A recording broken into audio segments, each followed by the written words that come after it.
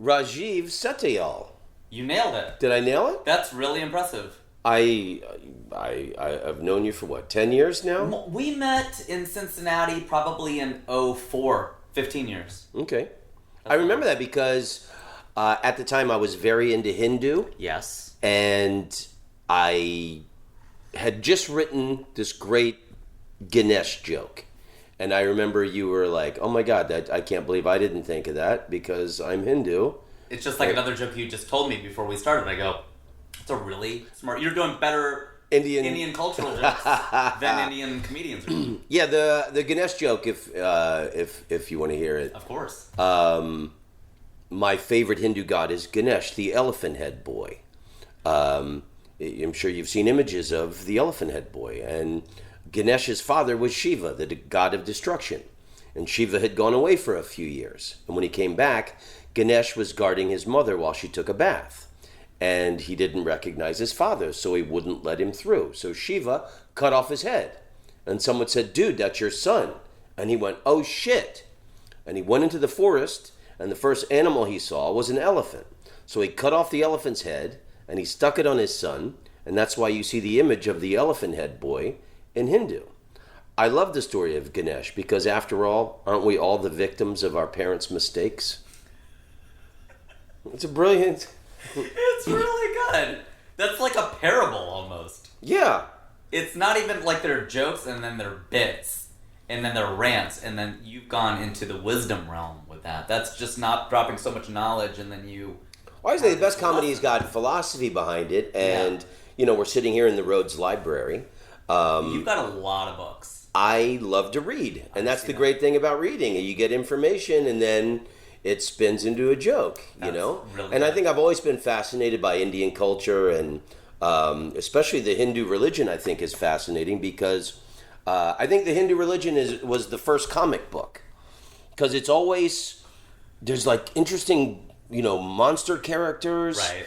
And it's always the story of good versus evil. That's true. And in all of the Hindu stories, if you have a good heart and you're a good person, you will always persevere over evil. And God is not good as in the Christian standard of good, where they say God is great, God is good. God is beyond good and evil. And that's what's really interesting in Hinduism, is God is above the entire concept of good and evil. And when the elephant gave his head to Ganesh, he actually donated his head. It was seen as a good act. But that's what's so interesting, is God is not the good standard in Hinduism. He is beyond good and evil. Well, I love when I have Indian Hindu people in the audience, and I'll tell that story. Right. And I'll say, before I get to the punchline, I'll say, is that correct? And they'll say, yeah, because this story is 100% correct. Mm-hmm. I pride myself on knowing my shit. It's important to know it, because if you're going to go that far into something like that, people are going to learn that from you. They're not going to have a conflicting tale. They're not going to get that in their textbooks or on other podcasts. What about Kali? Now, Kali's like kind of the evil guy. Like it. I mean, California. Like if you wanted to... you mean the goddess. If you wanted to throw some shit on somebody, you would pray to Kali to go fuck them up. Yeah, Kali Ma is an interesting goddess, because she was so ill depicted in Indiana Jones and the Temple of Doom. Oh, in the original one? In the second one. Oh, okay. So my wife and I just went back and rewatched the first one, Raiders of the Lost Ark, because it was on, I think, Netflix or Amazon. And then we were watching Temple of Doom, which is the second one. And they go to India and all of that. I watched that a lot as a kid. I know a lot of people go, well, it misrepresented Hinduism, and it did. It's still a good film, though. It's still a good movie. Yeah, well, the last one, where he went to Peru, and Peru is one of my favorite trips I've ever taken in my life. Wow. It was comical how wrong they got Peru. Yeah. And everything in Peru. It was a mess. Yeah, and in this day and age, a movie like that couldn't... Well, was that Kingdom Crystal Skull? What was the fourth one? I guess, whatever that last one was. Yeah, I didn't see the fourth one. Just like, to me, there's not really a Superman 4 or a National Lampoon's Vacation 4. It just stops at 3. Yeah. So, for me, Last Crusade, Indiana Jones is the best one. The first one. No, I think the third one is the best one. Okay. It's the best adventure. Because I was in high school when the first Indiana Jones movie came out, and that kind of put the fire in me to be, to explore the world. I wanted to go to temples and save holy relics and things. And I used to host the pep rallies at my high school. And so, every week I would do a different theme. And one of the themes was Indiana roads. And there's a picture in my high school yearbook of me, and I've got like you got a white hat on. I got a fedora. Yeah. I got a cigar in my mouth, and I got a whip and a brown leather jacket on. Dude, no way. I thought the first one I think is one of the best adventure movies of all time. Yeah, 80, 81, I think. 1980, 80, whatever it was. Great film. So I got to watch 3. What happens in 3? 3 is the one with Sean Connery. Okay. That's Indiana Jones and the Last Crusade. Most people would agree with you that the first one's the best. Yeah. But I think the third one is the best. Yeah, when he shoots the Arabic guy, he pulls out the sword. Yeah, and that was an improv scene. Yeah, apparently, like, what's his name? Harrison Ford had, like, diarrhea that day, and he didn't want to do a big fight scene. So that's why he just, like, shot him. And it's, like, one of the coolest scenes ever. It's one of the greatest scenes, let alone an improvised scene. So good. Yeah. Good stuff. So when I met you, we were playing at Go Bananas in Cincinnati. You were having and that was like in a period where I was really into Indian culture and reading about Hindu. And you invited me to your family home for dinner. Yes. And your mom asked how I could deal with hot levels, and I was like, "Oh, I can. I totally love spicy food. I can handle this." And your mom said, "I'm going to do medium." And oh my God, I was, and I eat like peppers all the time. I ask for peppers on the side. I'm a hot freak. But your mom's medium was like, I didn't know if I was going to come or shit my pants. It's a good thing she wasn't taking a bath and you had to guard it. You know, that's the good part here. Perspiration on the scalp. Exactly. And like, it would have filled up a bathtub of perspiration. Oh, Mrs. Satyal, this is really lovely. This is really hot food. I can eat, when people ask me, because it's a hard question to answer. When people go, do you eat hot food? And I think I eat moderately hot. I don't remember how hot that was that night. I do remember it was hot. I think there's a difference between tolerate and enjoy, right? Where you can show off. And I like that. I like that level. Just like a dick hair underneath painful is what I like. And like when I'm in a Thai restaurant, they say you want, how hot do you want it? Right. I always say Thai hot. Right. I like the peppers, but and there's a difference because wasabi goes through your nose, whereas a lot of this Indian mirch, this goes into your throat and it stays there and it scalds it and it makes it red. I always say, look, and this is how not hot I eat. Jalapenos with the seeds, that's as hot as I get. And people go, that's not hot. They're like, there's habaneros and all these other things. Yeah, I'm growing chilies on my balcony. And I got Thai chilies, I got red hot chili peppers, and jalapenos. And I'll eat it, again, tolerate versus enjoy. You want to have a contest? Sure, I'll do it, but I'll probably be hating life for a couple hours after it. But if I'm by myself and I want to enjoy it. So your mom and dad are still in Cincinnati? They're still in Cincinnati. They're still eating hot food. They're always supportive. I've gone to India a couple times to perform. They've come with me, which is, because I'm 43 years old. Why not take your parents with you? So yeah, they're still doing well. I took my mom to Israel last year, so that's so cool. It's nice when you can do those kind of things for your family. I took my mom to Dallas. So why did your family? I assume your parents immigrated from India. They came here in the early 70s. Why did they choose one of the least racially tolerant cities in America? It's so funny you ask that because I just did an interview with WLW, Eddie Fingers in Cincinnati. It's a great name. And radio station dropper with 3 call letters too. I'm not even going to do like a WEBN or a WKRQ. I'm just going to go WLW on this, and it's a palindrome. So it was a question I was just asked. He asked, "How did your family end up in Southwest Ohio?" My mom and her sister Usha Masi, they got a scholarship to Miami University in Oxford, and they came. So my mom came first, which is a rare thing. Usually the man comes and brings a woman. This is the early 70s. And my mom's dad was very progressive. He had his 2 sons and 4 daughters. The plan was for all of them to go to college. This is the 50s in India. My mom came here to get her second master's. She has 2 master's degrees. And then she brought my dad over. She went over and married him. They had a love marriage, which is great. Rare. That's arranged marriage is usually the thing over there. And the joke I do is that it is an arranged marriage too, because he arranged to become a completely different person after they got married. That's marriage for you. So that's the thing, though. They've still been married all these years, coming up on number 50 here in a couple of years. So pretty cool. Wow, 50 years. Cincinnati is a very important city in America. Number one, it's where James Brown did all of his earliest, best recordings for the King label. Yep. And Bootsy Collins and his brother. Yes. I'm a big fan of 70s funk and James Brown. And the Isley Brothers are from Cincinnati. From Cincinnati. Absolutely. So much great music.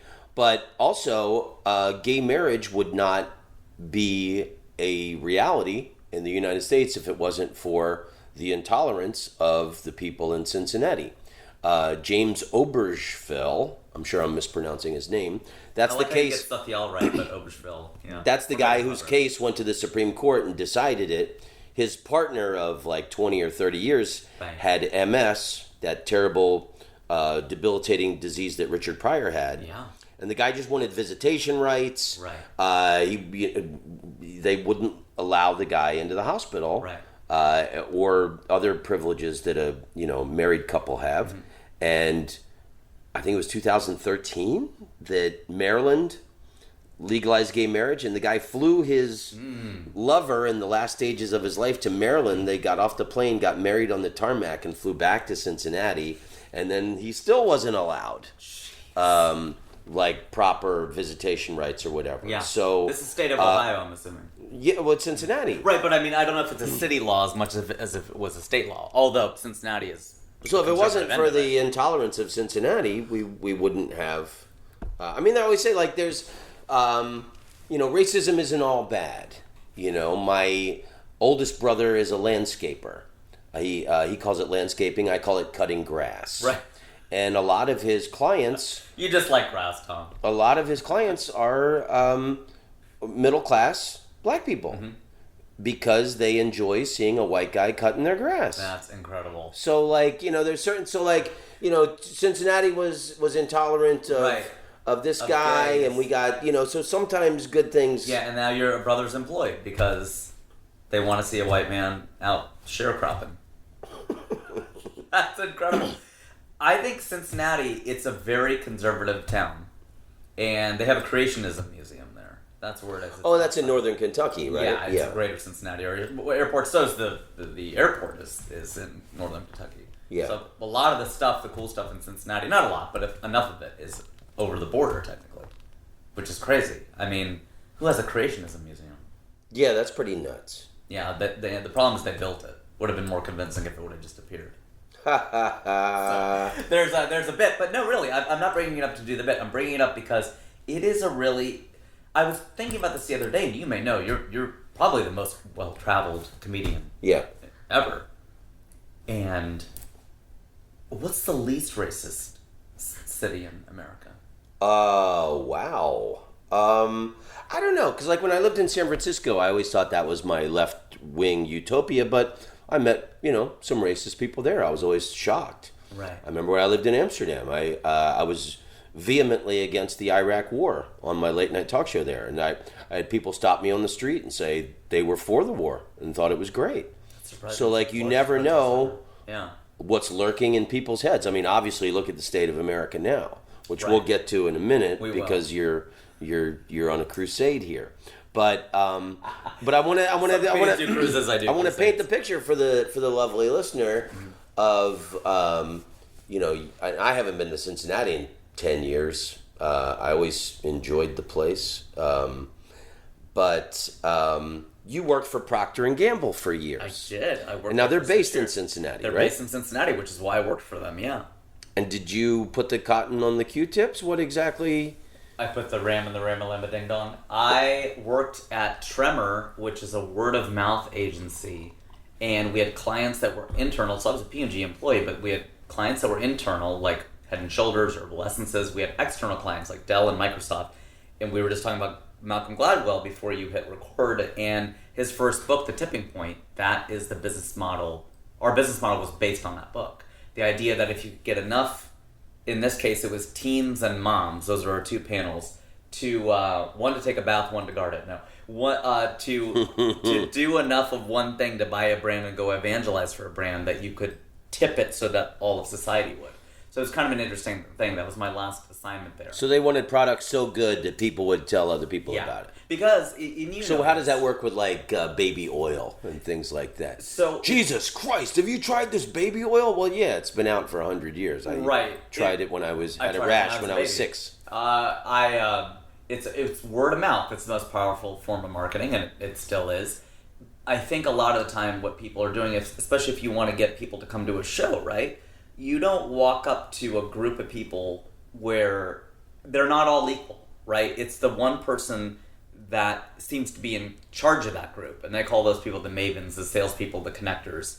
And if you can get that person to come to your show, Tom Rhodes is playing this place tonight, you get her, she's going to get everybody to go along with her. And so you're trying to find those connectors, you're trying to find those nodes in society. And those are the trendsetters, those are the people. So that was the last assignment I did at P&G, and I've never actually talked about that on a podcast. So well, I remember you were, when we worked together, you were a pretty young comedian at the time, and you still had this job. Yeah. And you were like, I'm not, I'm thinking about, should I give it up and go full comedy? And I remember thinking, or I probably said it to you, let's not be in any hurry to give up a well-paying job with health benefits. Absolutely. It's, I was a buyer at P&G before I went into marketing, and it was funny, as soon as I left, this one salesperson, with whom I'm still in touch actually, and he's a big Trump guy, so we have interesting political discussions because I'm not a big Trump guy. And he had a crack that was funny when he said, how funny would it be if you went into comedy because you were in these rooms at P&G cracking jokes, and all of us were laughing, but we had to laugh at your jokes because we're in sales and you're the buyer. We're just kissing your ass. Oh, wow. And he goes, it's going to be really different for you now that you... Because even when I came out to L.A... That's a pretty shitty thing to say to somebody. I mean, he was joking. But when I got out to L.A., that was good. Well, you see it with, like, super famous comedians. Yeah. Like... So many people in America are just star fuckers. I see it at the Comedy Store. Sure. There's like when a certain celebrity comedian goes on, the people are howling like they just came back from the dentist and were filled with laughing gas. Yeah. For the first 2-3 minutes. After that, I think you got to prove it.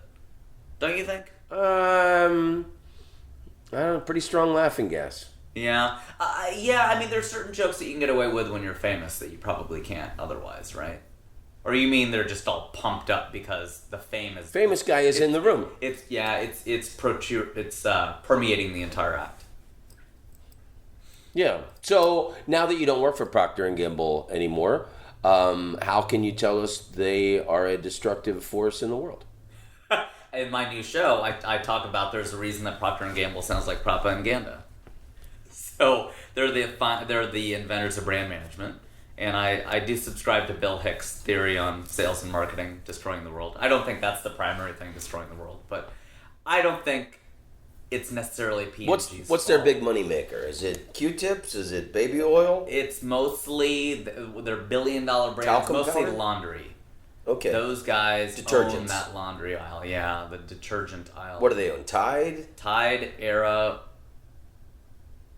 Gain, Cheer, Bounce. Wow, I can't believe I can remember all this. Everything but I was Wits, a Tide guy for years. I loved the smell. Yeah, I would always get mad when I was a teenager when my mom would buy discount detergents. Yeah. And I would actually take my own money and buy Tide and bring it home because, like... You cared about your clothes. I cared about smelling like Tide. I loved it. Wow. My now ex-wife turned me on to Persil, the probably most popular brand in Europe. So if you get close to me, I smell like Persil. Smell like Persil.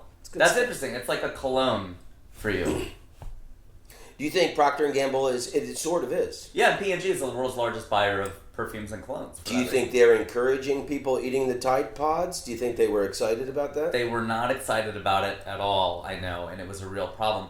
I think that is an illustration of how dumb society has gotten.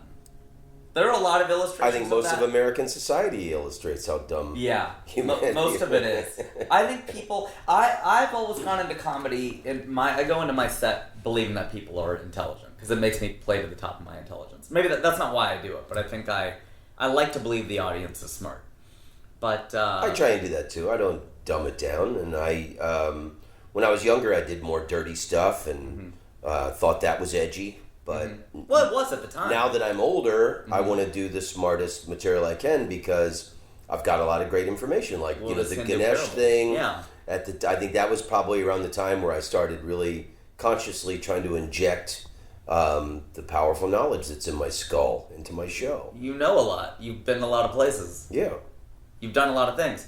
And since then, Joe Coy and Kevin Nealon have come over for dinner to my parents' place. But you were the first. Okay. You were the first major headliner who ever Did they sweat as much as I did? And I think they said mild. Maybe they heard the Tom Rhodes story. I probably remembered at the time. I was like, Joe Coy could probably do some spice, though. So you married an Indian woman. Is she American Indian or Indian Indian? She's Indian. She's Indian American, but she was born in Toronto and grew up in Texas. So she is American as well as Texas part of America. Who knows? But she was not born in India. She was born here, in the West, as it were. How's that going? It's going well. We got married in 2015. Said the man who just divorced an Indian woman. Yeah, well, I'd like to ask you about it, but I don't think that. I think that's out of bounds on a podcast. So I did a podcast. She edits this podcast. If she doesn't like what you say, she'll just cut it out.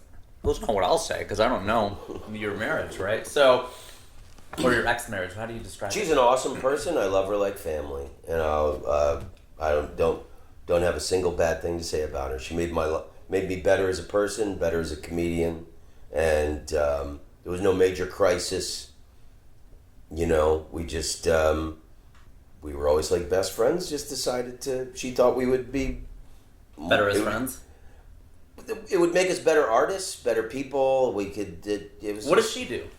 She's helping me with a lot of different projects. Okay. Yeah. That's pretty cool. Yeah. That's awesome. You can still do that. Her passion is photography. So. So we'll see what develops. Ha ha ha! You're killing it. You're killing it. I'm a Punjabi. We like our puns. I knew that would get you. I knew the cultural. Are you Punjabi? Yeah. My parents are from Punjab.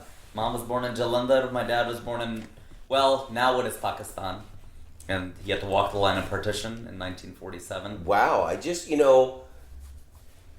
was just in I don't want to give away details about my new relationship, but I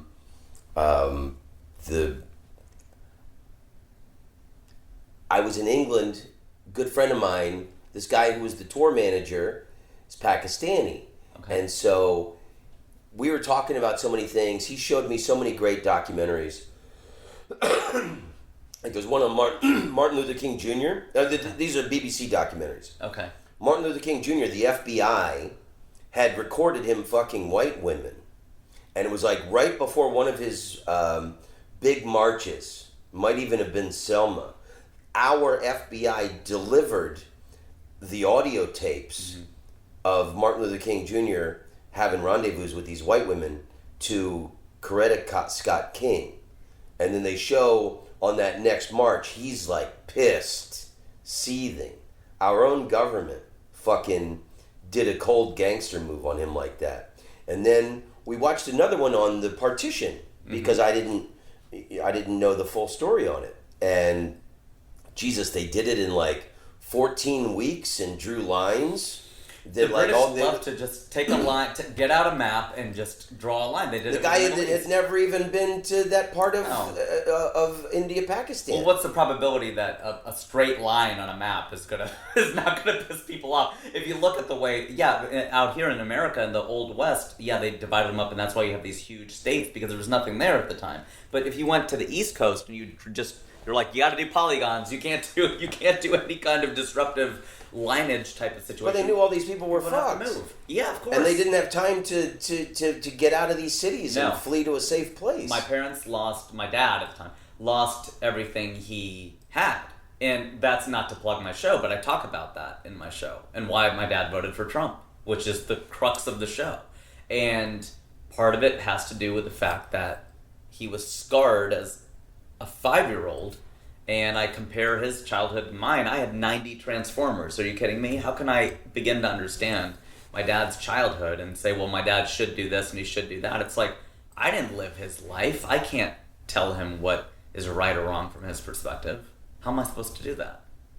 Well, I mean, I think reading the paper should tell you what's right or wrong. I mean, look what they just pulling out the troops from Syria. Kind of a similar thing. The Kurds didn't have time to flee, and then the very next day, Erdogan in Turkey is slaughtering these people. And then Mike Pence was just in Turkey going, "Hey, we need a ceasefire." Yeah, it lasted a few hours. What are you talking? You crazy. knew all these people were going to die the moment you pulled out, and now you're like trying diplomacy to get the guy to stop. It's like, it kind of reminds me of the partition thing, where it's like, okay, we're just going to do this, and then whoever's there, can fend for themselves. I'm pretty sure that my dad doesn't support Trump anymore. And I think a lot of it had to do with the fact that he's Hindu.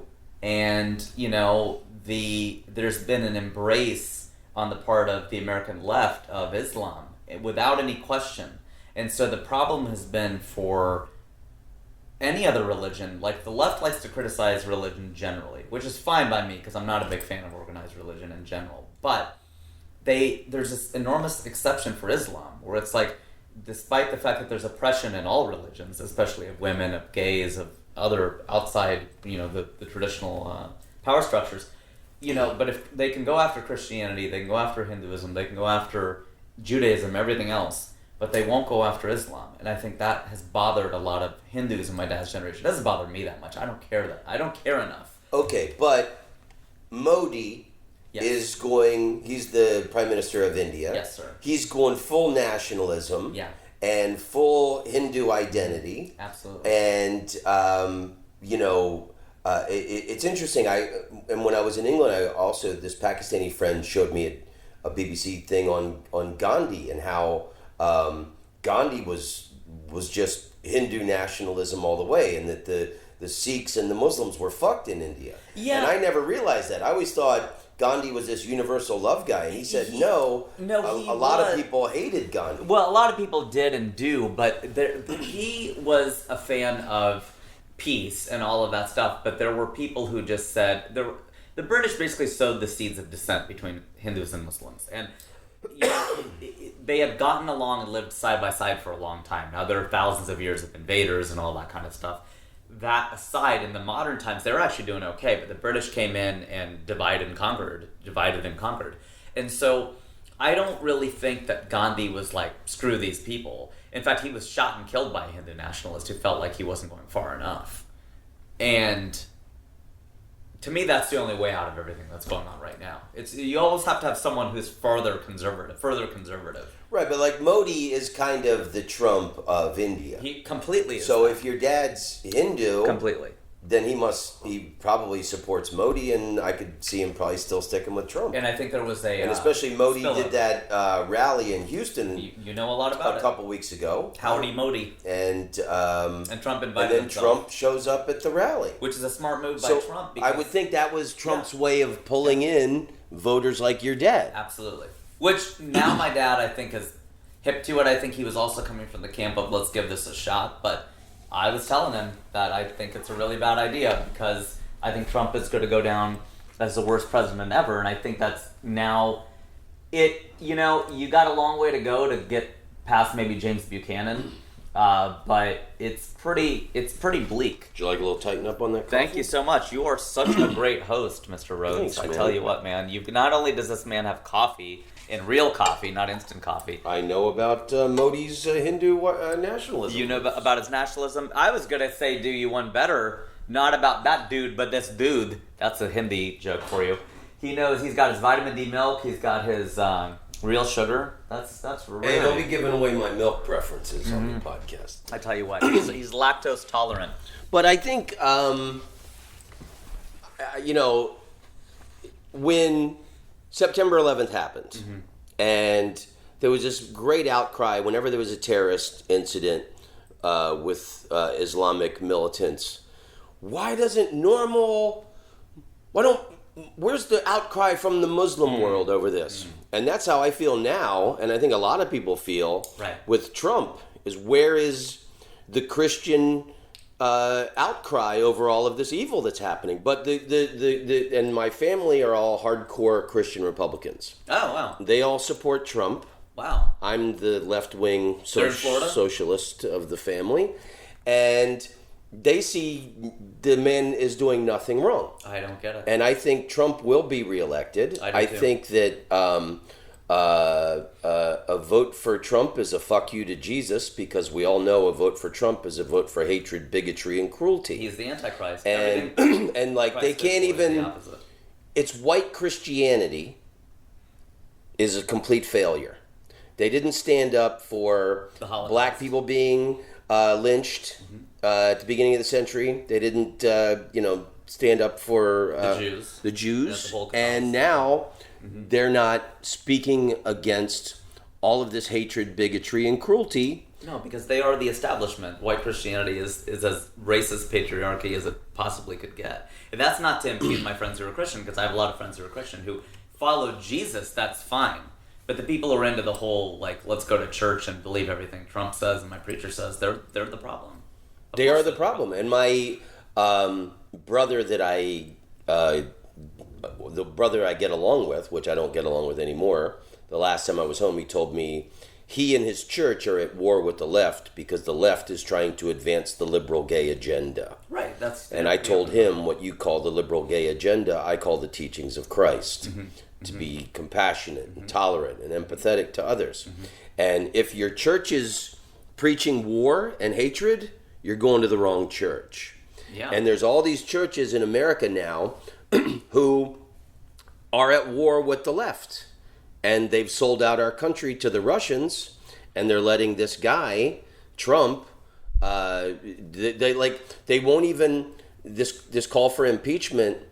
Where are Mitt Romney, and he's got I've read he's got 2 or 3 other Republicans that he might be able to swing in the Senate. Yeah, but the rest of them are staunchly for Trump, and can't say, oh no, he did really fuck up. And obviously the guy, I call Trump the urine pawn, because obviously Putin has got some shit on him. Sure. and my family and different people oh no, it might seem like he's doing Putin's bidding. What do you mean? He is doing Putin's bidding. He won't speak. Pulled out of Syria. He won't speak again. Now Russia is the prime negotiating force in the Middle East, and we've got no presence other than Israel. Yeah, it's crazy. I asked my dad this a long time ago because he majored in political science in India. And I said, why are we in the Middle East? I was probably 14, 15 years old. And my dad said, whatever empire is in charge, whether it was the British or it was whoever it was, you always have to control the flow of the world's resources. Every war has always been fought over resources. People they get it twisted. It's not over religion. That's just Cassius Belli. That's a way to rile up the people. But it's always over oil. Or Putin, why did he go into Crimea? He needed a warm water port. He had no warm water ports. It's always land, oil, etc. That's always what it is. And so I said, if we pull out of the Middle East, my dad goes, if we do that, Russia moves in, or China moves in, or someone else moves in. You cannot afford to be isolationist. So what people don't understand now, Trump, he has some good ideas. I always call balls and strikes, and I can tell you that I think the idea of standing up to China is a good idea. He's going about it wrong. I think the idea of pulling out of endless wars is a good idea. We shouldn't perpetuate war. But that said, there's a way to go about doing it. And when you pull out of Syria, you leave a vacuum. And Russia goes in, and there's still more death and destruction. It's not like because American troops aren't there, oh, that means we brought about peace. No, you didn't bring about peace. You just sowed more chaos by leaving. So there's a balance here, because Tulsi Gabbard is really she's Hindu, by the way, and she's the only one really saying, maybe the idea of not having endless wars is a good idea. The rest of this. It's corporate. The corporate Democrats and corporate Republicans are largely the same, and it's the only true bipartisan issue is war. I mean, that's really what this society is built on. One of my Justin Biebers is this history professor from Oklahoma University called Rufus Fears. Okay. He's dead, but I don't know if you've ever heard of the Great Courses. No. They're these college courses. You can buy them. They come on DVD, CD, or you can get the digital direct download. And I love this guy. I've been listening to these courses for years, like when I was driving around. And I was in Omaha at a half-price books, and I found this DVD thing, and it's The Wisdom of History is the name of it. And he says, so it's like he's studying history and the lessons that can be learned. And I mean, in this is probably like 15, 20 years old. But he's saying how all empires die in the Middle East. The Roman Empire fell apart because they were trying to, Iran, the Persians, they were trying to like control them. They could never control them. And Constantine put the Roman headquarters in Constantinople. And but he wanted to be there so he could better attack and control the Middle East. World resources. The British Empire fell apart trying to hang on to the Middle East. So it's interesting that Russia going into Afghanistan.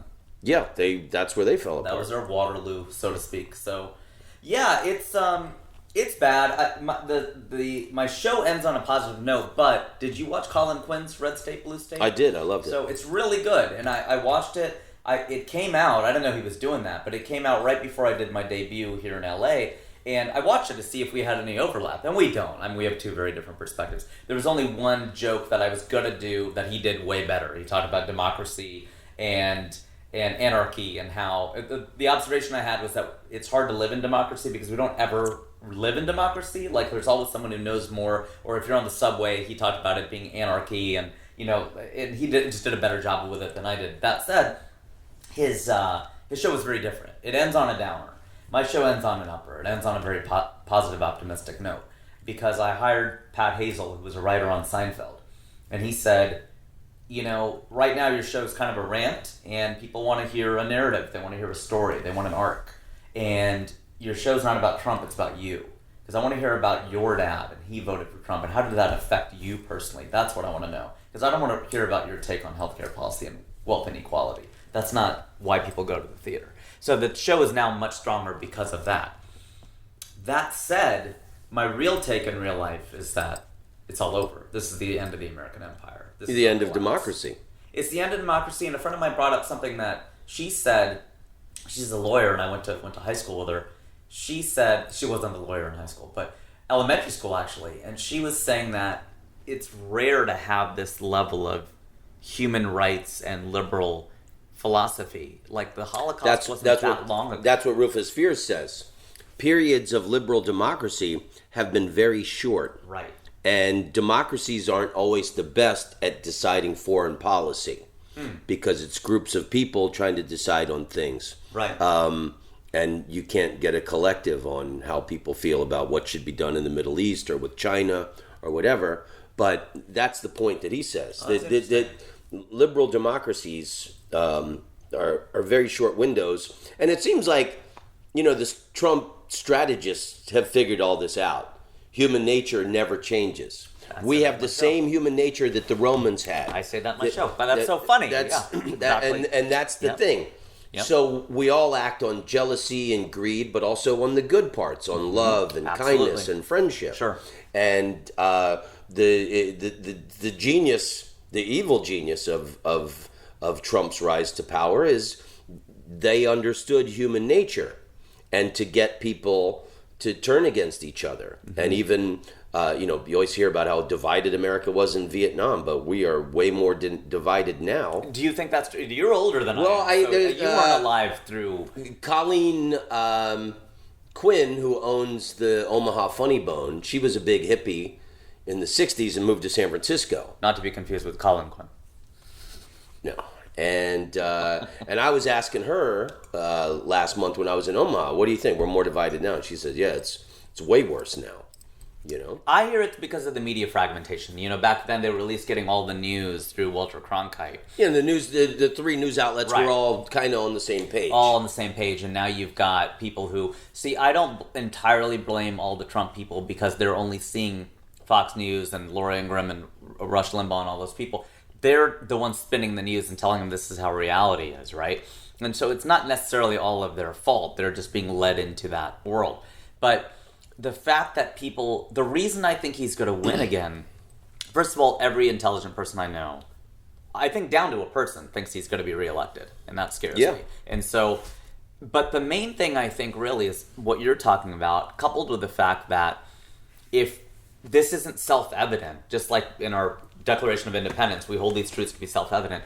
It's self-evident how unfit he is, how terrible he is, how much of an antichrist figure he is. That should be obvious regardless of spin. You just look at that person, exactly. But the fact that people not only accept that, but they are happy that he's that way. Yeah. And that 42%... My brother said God chose a godless man to do God's work. And this is what they're saying in the American churches. So we can't, you can't reason with these people. They think that he was chosen by God to do God's work, even though he's the most godless, evil president we've ever had. But they acknowledge that he's godless and evil? Yes. They do? God chose a godless man to do God's work. Has that happened The word before? evil is not in there. Right, but has that happened before?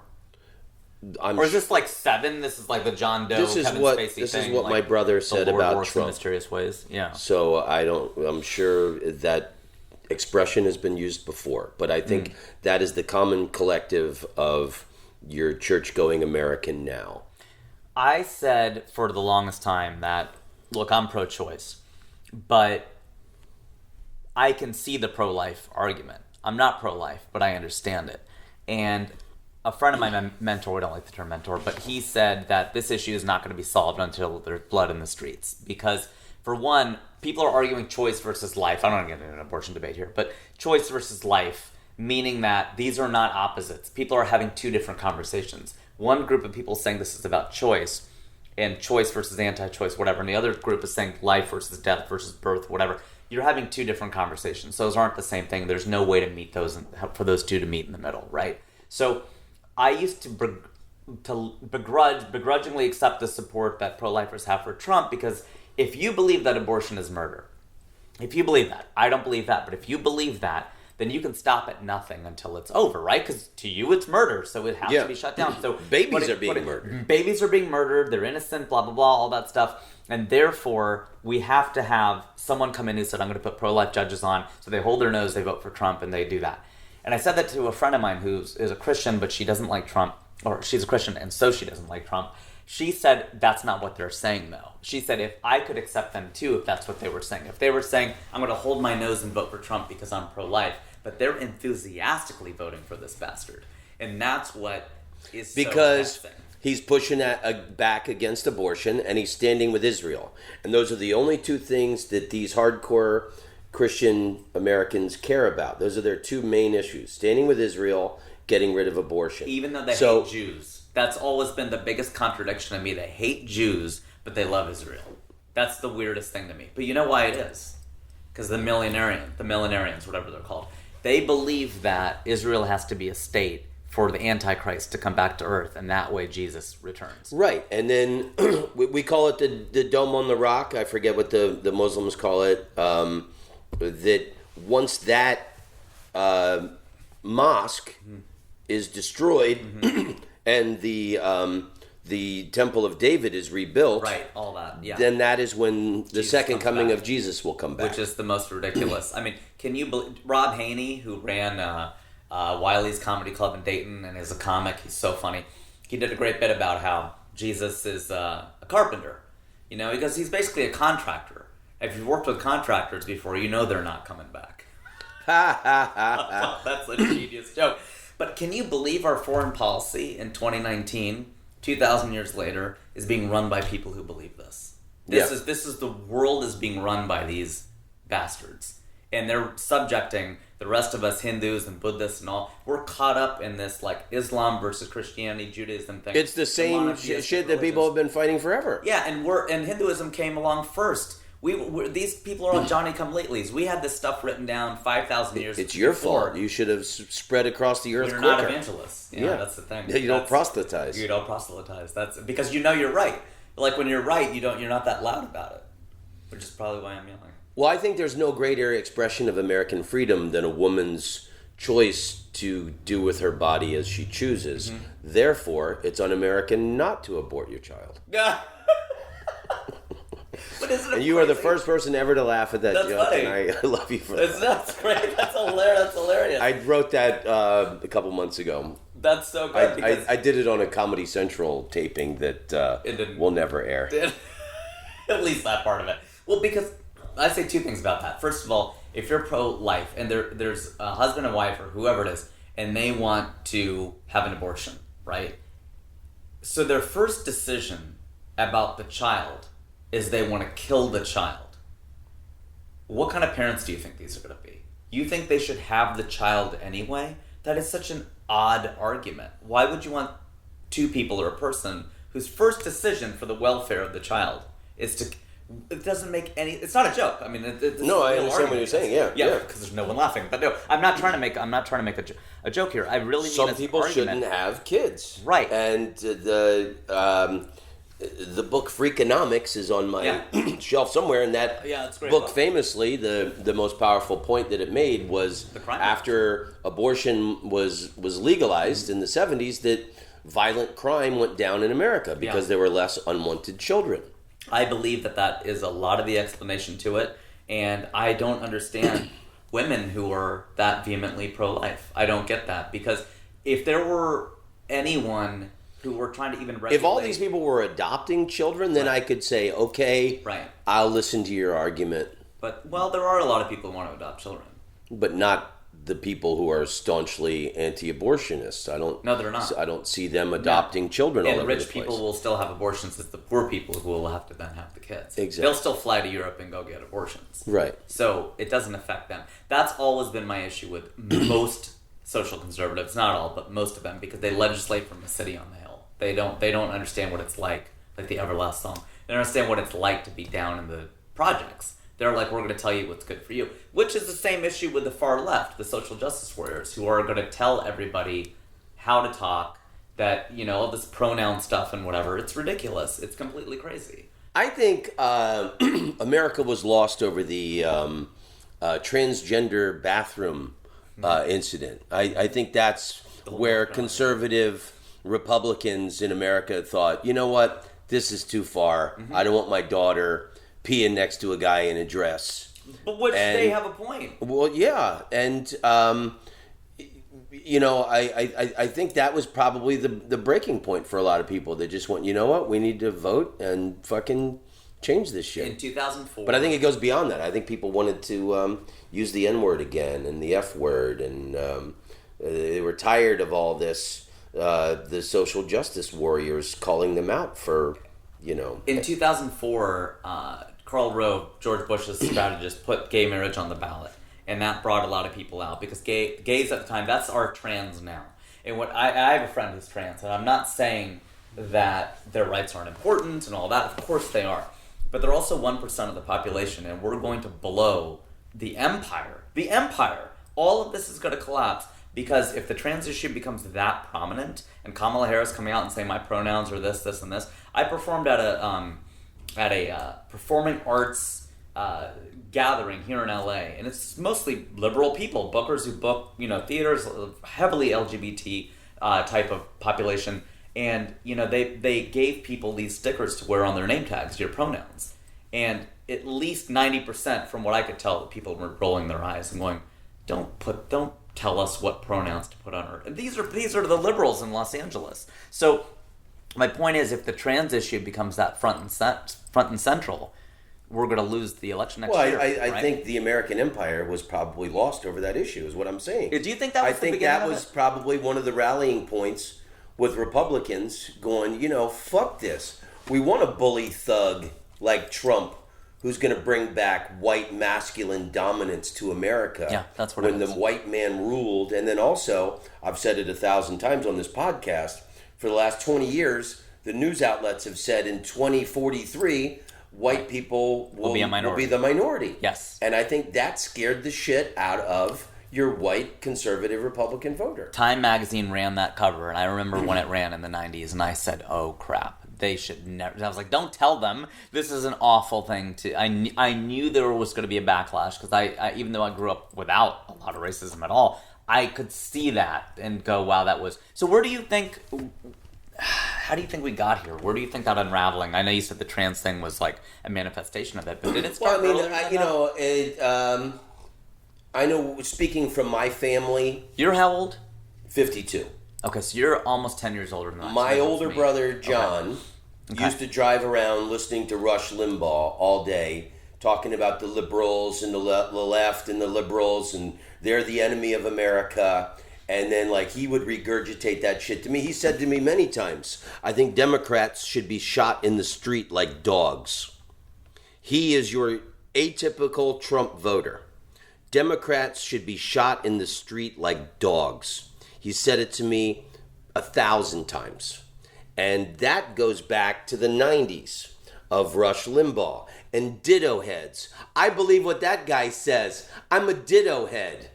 I don't have my own opinion. My opinion is what that fat guy who's buying pills from an illegal alien maid thinks. Right. Isn't that the craziest So thing? that, I don't, these ideas and hatreds and prejudices were in people's heads before that. But I'm just talking about within my own family history where I saw the frightening shit developing.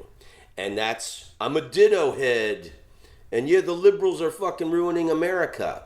And I haven't spoken to my brother, John, since 2015. The last time I saw him, he was punching me in the chest, yelling, "You voted for Obama. Obama's ruining this country." A year later, when Trump is at rallies saying, "Punch that guy," and my liberal California friends were like, "Can you believe it? What's happening?" Yes, I can believe it. I know you're Trump voter. So is it worth saving? Is the country worth saving? I go through an existential crisis. I go through that, and I go through good versus evil. We're talking about Hinduism. Well, I mean, we had all these safeguards in place to keep the president from becoming a tyrant.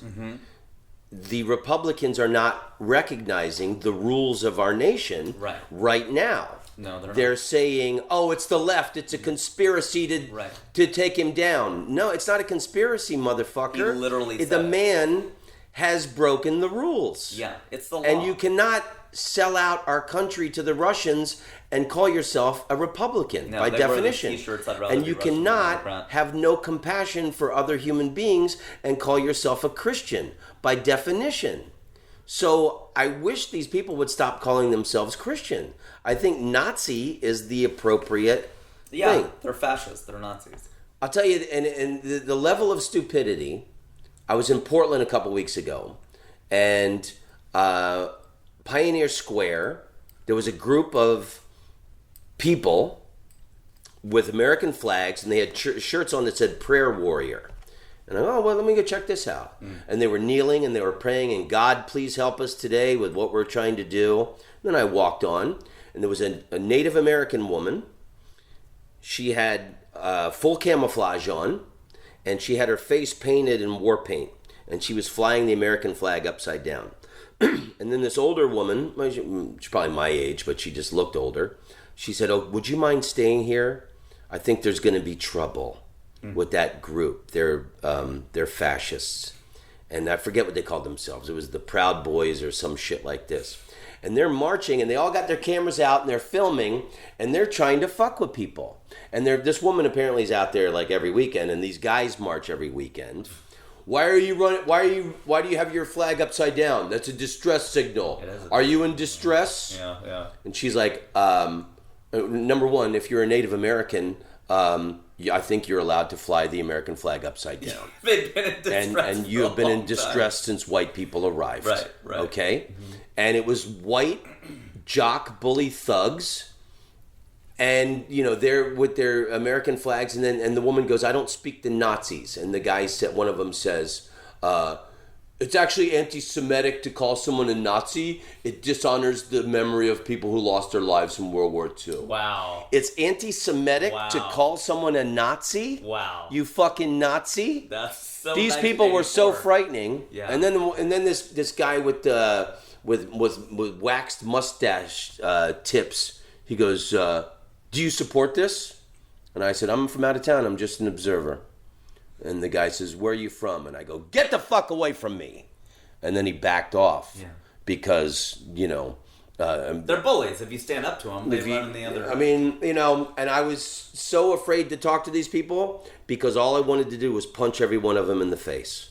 But there was so many of them. And these are Christians. They just prayed. I saw them praying. And I told my brother Dave, Jesus was the Prince of Peace, not the Prince of Fuckwits. And these are fuckwits. And they're doing this shit in Jesus' name. And it pisses me off. And they're doing it in the American patriotism. Whoever said when fascism comes to America, it will be disguised as religion and wrapped in the flag fucking nailed it. Yeah. And that's what's happening. And I saw this, like, and this woman, bravely, they would crowd, and the most disgusting thing about it was there was black people, Latino people in this white nationalist group. And there was one transgender man in a dress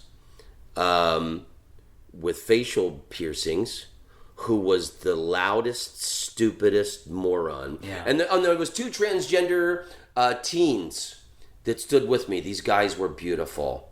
And me and the older woman and my woman that I'm seeing. So it was like, and then some black guy with this young guy with a stutter came. So there was like 6 of us standing against 50, 60 hate-filled Christians with flags in their hand. And flags in one hand and their iPhones constantly recording because they're looking for the moment. Yeah, they're just looking for the they just want to make their cunty point. Yeah. They're looking for any break in the conversation where they can make their cunty point. Mm-hmm. Yeah. Mm-hmm. And I think the country's in big trouble. Yeah, I don't think there's any going back. And I think what's going to happen is he's going to be reelected. He's not going to leave. I think he's going to stay for at least 3 or 4 terms. Because when people say, well, that can't happen, Bill Maher was the first person to say this. And I think I had the same reaction that most of his audience did and most people have when I repeat it and credit him, is people go, no, that can't happen. Okay, well, if you don't think that could happen, do you think all the things that he's done up to this point, did you think those are going to happen? I stopped watching House of Cards because I thought it was too unrealistic. I'm like, there's no way that could happen.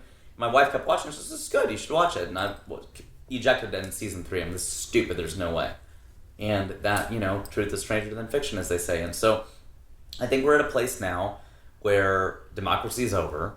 I think that he's going to stay for at least 15 years. And that's the end of America. And maybe good riddance, because if we're born out of genocide and slavery and we export war all over the world, maybe it's time that this... Wow, this is the most chilling moment I've ever had on this podcast. I hate to say it. I've never said it out loud. I've said it to my wife because it so makes me almost tear up. I'm such a patriot. I think the guy's going to get reelected, but staying longer, gonna stop Roosevelt, yeah. What's going to stop him? People say, what's against the law? Well, a lot of the things he's doing are against the law. A lot of the things he's doing are purely outrageous. You never thought they would happen. And so I'm not going to be fooled again. The whole Who song, I know you're quoting Bad Company on one of your podcasts. So we're going to be in a situation now where he's not going to leave, and who's going to make him? I just don't see his losing. I just don't, because he knows that if he loses, he can go to jail. Because the Republicans have sold themselves to the devil. He's already and they won't stand up for them. They won't follow the rules. No. They were such sticklers about rules and regulations for any Democratic president, but they won't. It's such hypocrisy, and it's the failure of white Christianity in America, which has happened over and over in our history. Yeah, and it's pure evil. What's happening? It's pure evil. I would, when I talk about Trump, I say, and I pulled this from the show just because it was too incendiary, but I'll say this: we're talking about Trump being the Antichrist. If you look at all the 7 deadly sins, he has them to a 10, right? Gluttony, he's morbidly obese. Greed, you could look at every single thing that he's done for money and the way he's using the power of the presidency, the emoluments clause, all that stuff. Sloth, half of his calendar is golf, the other half is executive time. Look at lust, look at Stormy Daniels and all the things that he's done, cheating on his wife. abortions, whatever else that he's done. Then you look at wrath. I mean, his Twitter feed is just pure anger and pure evil. Look at his rallies and all that stuff. Envy. If there's anyone with more money or more successful, he's just completely insanely jealous of the person. And pride. I mean, he's just the most prideful, ego-filled, I think those are all the 7 deadly sins, person that you could not imagine. You could not name a person on all 7 of those sins that is more turned up than our president. And that is what we're living in right now. And if half of the country is not only okay with that, but wants to reelect him, then good riddance, America. Then forget it. Then we don't deserve what we have. We don't. We don't deserve our standard of living. I think America's going to break up. I mean, I don't see it. There'll never be a compromise if, Republicans can't recognize the laws of our nation. Right. And what's right and wrong. And they'll say, well, this isn't written down. Well, that's the whole point. You guys are always against everything been written down because you want freedom. And now you're saying, well, it wasn't, there's no law that you can't do this. It's like, how you're a traveling comic. Do you know how much of our livelihood depends on the kindness of strangers? You know how many times that you have to turn to someone you don't know when you're traveling? I mean, I was at O'Hare and I was going to miss my flight, and the security person for once in my life was like, no, you can't cut in line. And there was a group of white folks who were like, just come in, just get under the thing. You're going to miss your flight. I don't know this group of people at all. And I caught my flight and made it to my gig because of strangers. We rely on, I think George Lakoff out here, a professor, wrote a book called Don't Think of an Elephant. And one of the things he talks about is the laws of this country are written for people we've never met and will never meet. And I love the fact that he says we'll never meet. There's so many people, we're all Americans here. We're all on the same playing field. But if enough people aren't standing up, that's why it always kills me. They're like, well, I'd go back and I'd kill Hitler. Forget about killing Hitler. You're not even standing up to Trump. I'm not saying kill him. I'm saying stand up and make an argument. And people aren't even doing that. And if they're not doing that and this has become normalized to people, yeah, he's here to stay then. Well, my mom voted for Trump, and she was here when that El Paso Walmart shooting happened. And I got pissed. And she's a Trump supporter. So I was like telling her, Mom, his rhetoric is directly responsible for these people dying. It is. People are being killed because of him. And she was like, what do you want me to do about it? And I realized that there's nothing that I could say or that can happen that will turn her away from Trump. Because he stands with Israel and he's against abortion. That's it. And that's it. And fucking brown people can die in the streets and they don't give a fuck. And you can shoot somebody in the middle of Fifth Avenue, like you said. Exactly. That's the scary part. It's a cult. And the thing with Obama, I wanted Obama to win. It occurred to me, maybe the eve of the election in 2008, Tom, that I wanted him to win more than anything I've ever wanted in my life. And I wasn't even that big of an Obama fan. But the reason I wanted him to win was, yes, to say to all these people on the right, how proud of a moment would this be that one of the biggest events in human history, that a minority whose people were enslaved hundreds of years later is now the leader of the free world. It's just what that said. Forget his policies. But when his policies were, he did a lot of good things. Don't get me wrong. I'm still overall a fan of Obama, best president in my lifetime.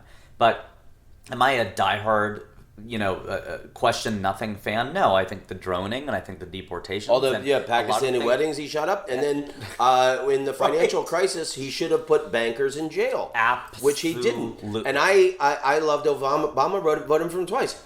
I am critical of shit that he did. And number one is, and I think that's where he lost a lot of people. That's why we have Trump. That's probably why we have Trump. Because if he would have jailed bankers... Absolutely. And the people that created the housing bubble and the collapse. Right. I think that, but it was like, Wall Street, the money comes in and they're funding all the... He's a corporate Democrat. And we can admit that. And I said that. I called it in the moment, in real time. I said that these are the things that Obama's doing that I'm not that big of a fan of.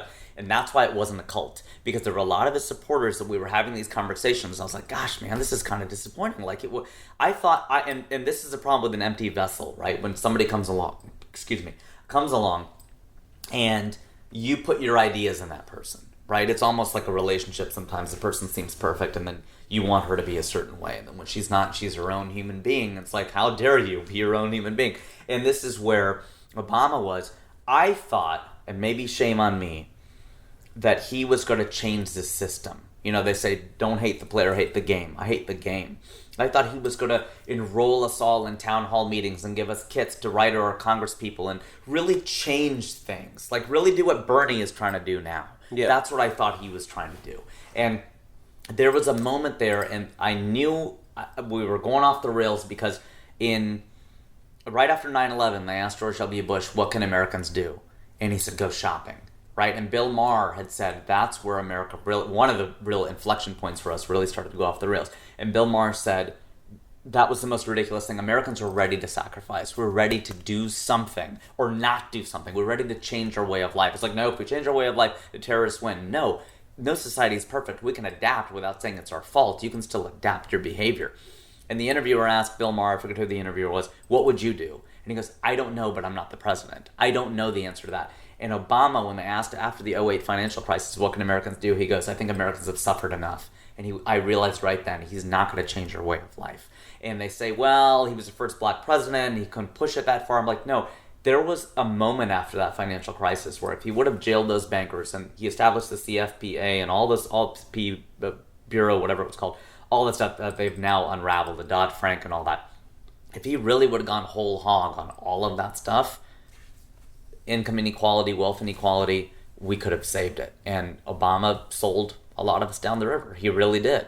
And that's why we have Trump. That's a lot of it. I'm not putting it solely at Obama's feet. But you're a comic, you know this. It's the worst joke. No, I agree with you. And I didn't realize I knew we had racist people in this country. I didn't realize so many people deeply hated Obama enough to elect a complete white nationalist. A guy who got his rise through the whole birth certificate, the whole birther conspiracy. Yeah, unbelievable. And we're comics, right? I think it's going to go down in history as the worst joke ever told when Obama roasted him at the 2011 White House Correspondents' Dinner, because it was great. Obama's a great comic. But man, that just one of the things that lit the fire under the beast, and now we have what we have. It's not all of Obama's fault, but man, it's just to know what we could have had in this country, to know what we could have had. And I called Donald Trump the baby boomer death rattle. He's the baby boomer death rattle. They had to do one more thing to F over the entire planet, the worst generation of people that ever existed. And we almost had these people out of here, man. They were almost done. We were going to replace them with the Gen Xers and the millennials and people with positive attitudes. And these guys had to put one more guy in there. And it's a rule that evil always wins because good is dumb. Spaceballs.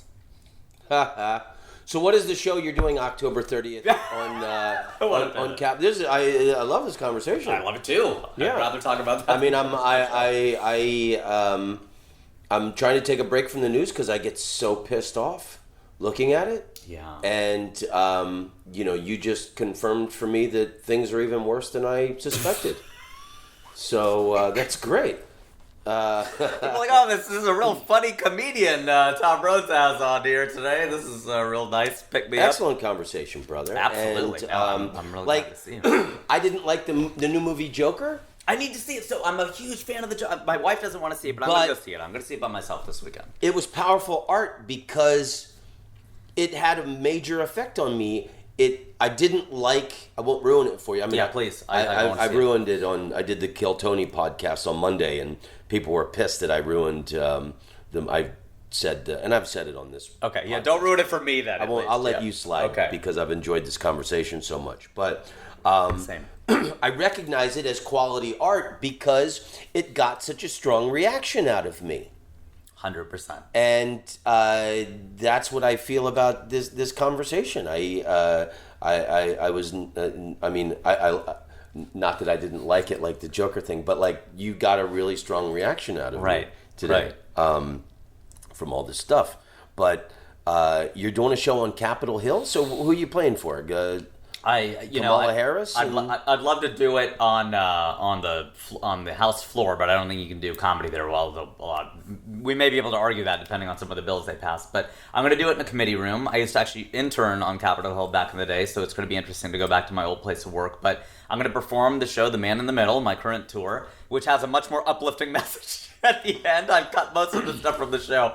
But it's, it's an opportunity. We're going to hopefully have some Republicans and Democrats come in and tell jokes. That's kind of the other thing. I have a whole script of like a 90-minute show, but I'm willing to sacrifice that to get, some people come in and tell jokes and hopefully, bring some people together, because some of the staffers were talking to my contact out there, and they said, we need a show like this because there used to be a time in this country where you could have a fierce argument and then go grab a beer. And they go, we can't do that anymore. Like, if we work for a Republican and our friend works for a Democrat, we have to hate each other. And they're like, this is just seeped into and just poisoned the entire well. It's poisoned all of Washington. You used to be able to have those knockdown drag-outs and slap each other on the back and like, let's go drink whiskey. And you could do it, then do it again tomorrow, right? And that's gone. And you don't have these conversations with people anymore because you might offend people. It's crazy. People don't want to talk about it, and all the other reasons that people want to stay myopic. And the show, it has an uplifting message. I don't think it's too late.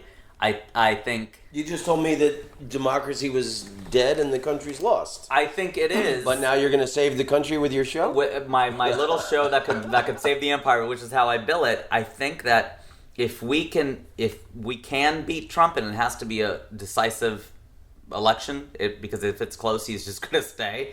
I think that's what's going to happen. But I still think there's a chance right now. We're still sitting I think we're here. headed for civil war. I think the country's going to be divided up because there's never going to be compromises. People they want it a certain way, and then the other side wants it a certain way. Mm-hmm.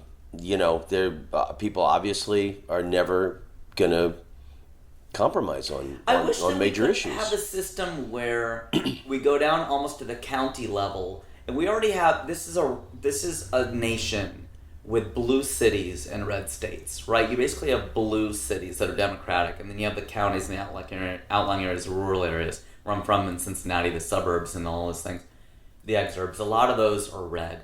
And I wish that we could have a system where, fine, then guns are legal out in the country, but you can't bring it into the city. Abortion is legal in the city, but you can't go do it out in the country. I know that's a crazy way to think about it, but maybe that is the solution, that you could have abortions in downtown Cincinnati, but you can't have them. I don't think that's going to happen. It's not. Of course it's not. And it's all tied to the electoral college system, and but wouldn't that points for each state. Wouldn't that be the compromise? the values of people who are living out in the country and they want to go to church and they want to have guns and whatever. Fine, then you can have them out there. But there's a perimeter around the city, and I'm sorry, you can't bring guns into Los Angeles. You just can't do it. Like Dodge City, check the guns at the... Or like whiskey, big little whiskey, whatever it is in Unforgiven. Like that whole thing, and that's not going to happen. Obviously, it's not going to happen. But what was the message of Unforgiven?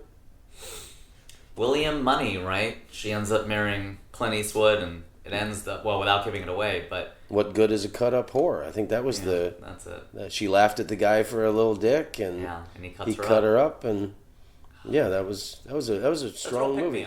You don't want to give it away. That was my thing about the Joker thing. Like, just because some guy's living in his mom's basement and hasn't seen that movie yet, when can we talk about it? I don't feel you can ever give away the ending, except of America the Empire. We're talking about what the end of America is going to look like. I hope it doesn't, man. I live here. I love America. I'm a patriot. Well, how are you going to protect yourself when it all goes down? Yeah. So I'm brown, and so we're in the middle of the color spectrum. I don't really know what I do here, because I think being in LA is probably the safest you could be as a minority, at least, or someone like me. Like where we live is probably maybe New York City, but somehow I feel like this is even safer. I don't know. When it all goes down, I think I agree with you. There'll be a civil war. I agree with you that it's we're not gonna put Humpty Dumpty back together again. And my friend, that lawyer, talked about, she goes, I don't know how many years we have left. And that, talking about chilling, that was a chill, and she's really, really bright. And when she wrote that, I was just like, first of all, I can't believe she wrote it. Second of all, she said she's a Democrat in Florida, and she deregistered because she doesn't want to be on a list. She goes, they're going to come for the Democrats in Florida, and I'm off. She's a white woman, but she's like, I'm off this list. I don't want to be on any of these lists because they're going to come for us. And if you're a Republican, you're probably going to be okay to the people down in Florida. But I don't know how it manifests itself. I don't know. There's so many things that can end the planet right now. Every generation is cocky enough to believe we're the last ones left, but climate change it's a real thing. People want to say it's not, but it's a real thing. And nuclear weapons are a real thing. And I don't know, man. Look at all the dystopia stuff, VR, and I think China's going to beat us to 5G, and they're going to be the ones who are going to, they're going to be the ones to run the world, the Chinese. And they don't believe in human rights. At least the government doesn't. And the bodies exhibit. Yeah, I never saw it, but I've heard of it. Do you know that those bodies are executed Chinese prisoners, political dissidents who disagreed with the one-party system? Shut up. So I think that could be the future. If China runs the world, you disagree with the one party, you get your skin peeled off and you're part of an exhibit. That's why it's called Bodies and not Minds, right? That's where we're headed. Things are pretty bad. I think we should probably end this on a more uplifting note. We're getting kind of the end of the conversation. Here's what I'll say. I think. Here's what I say. As bad as things are, and it's America's world right now, that's what I say. If China runs the world, or any of these other places, at least it's in our DNA as Americans. At least it's in our, speaking of bodies, at least it's in our blood. It's written into our Constitution and Declaration of Independence that all men are created equal. And that's a relatively new idea in the last 200-300 years. That was not true for 70,000 years of history and prehistory. We have to make this work.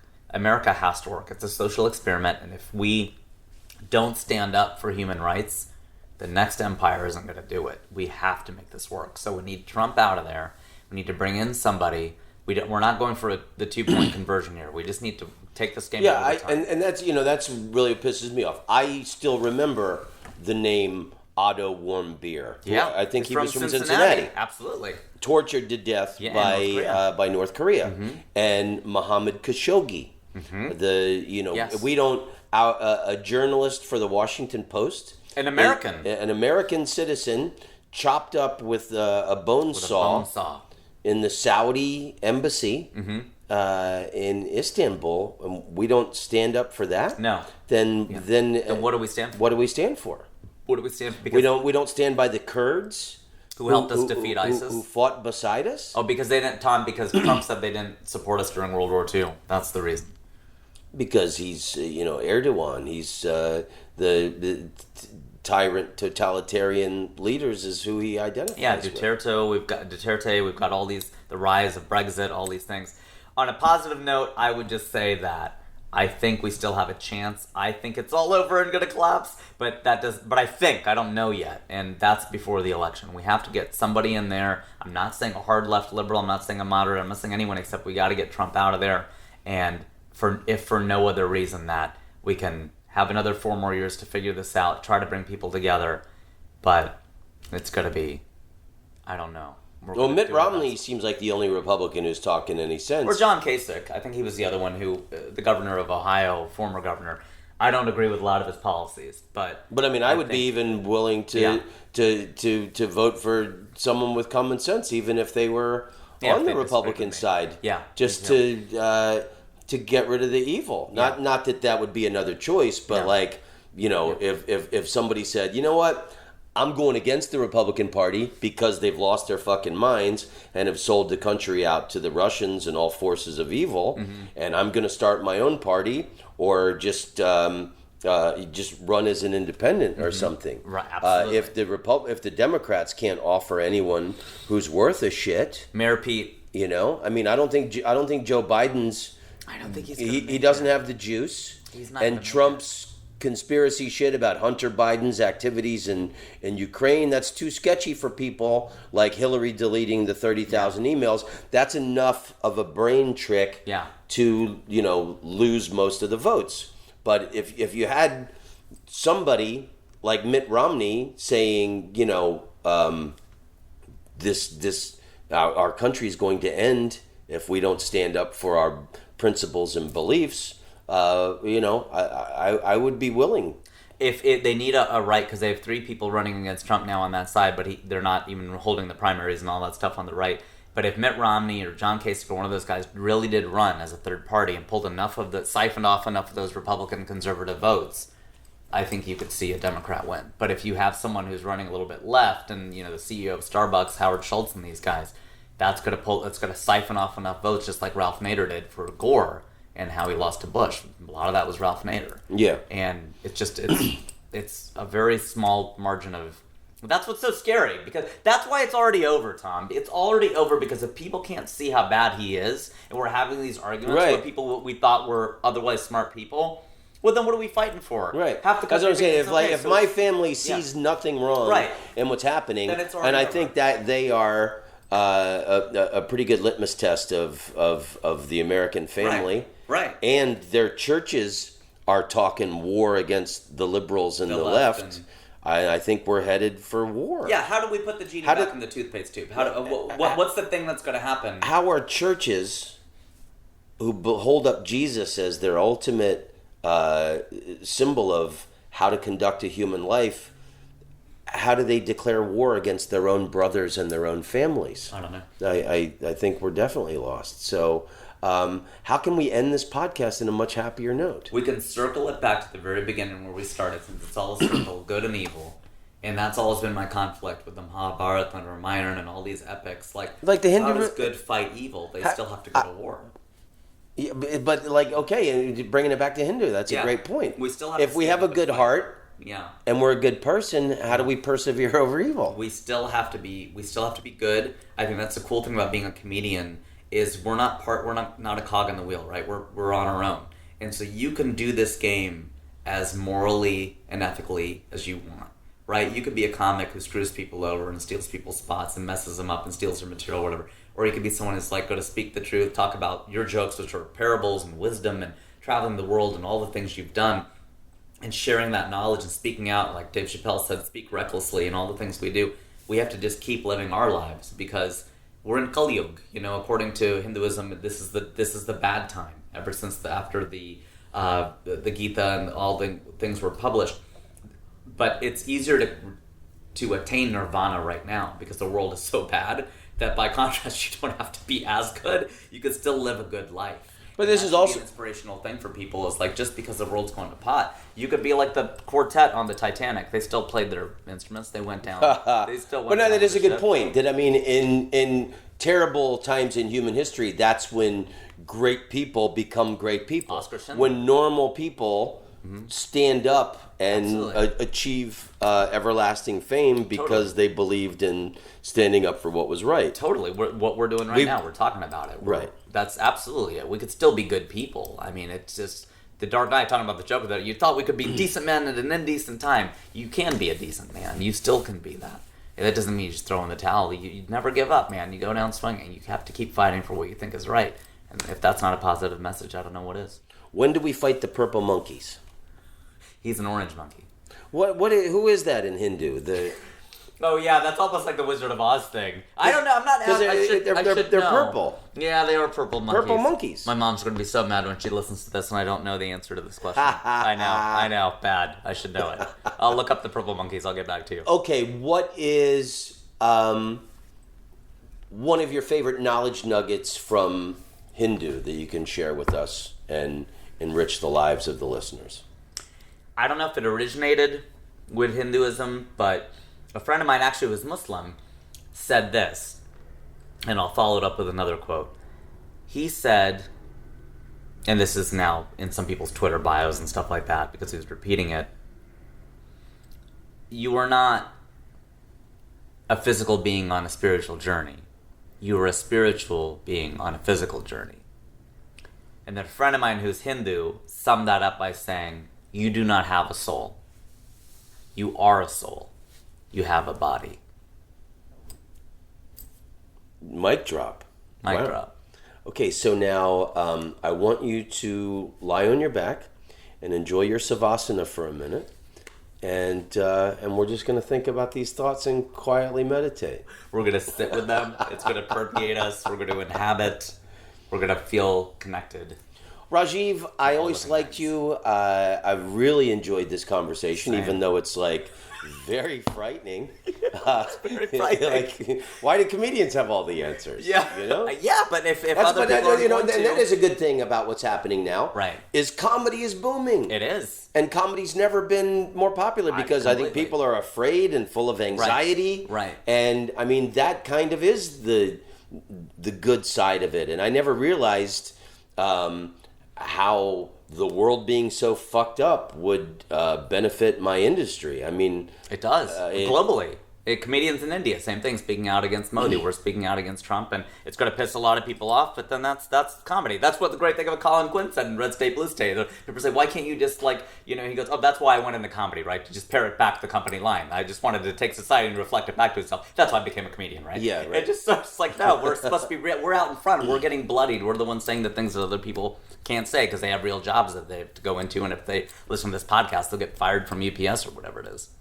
by listening to this podcast, they would Or get no, but fired by from- saying that, like they if get fired from UPS. They wouldn't get to wear the brown shorts in summer. I picked brown for a reason, right? Exactly. So no, but if they said this sort of stuff right out loud, and then they go into their company where they work, people are like, "Oh, I can't believe you said this." You know, we're comedians. We could say, A vote for Trump is a fuck you to Jesus. I heard it on Tom Rhodes Radio Smart Camp. "There it is. You're You did. fired. You Get out of did. here. You heard Well, it brother, there I first. wish you all the success in the world on October 30th doing your Capitol Hill show, and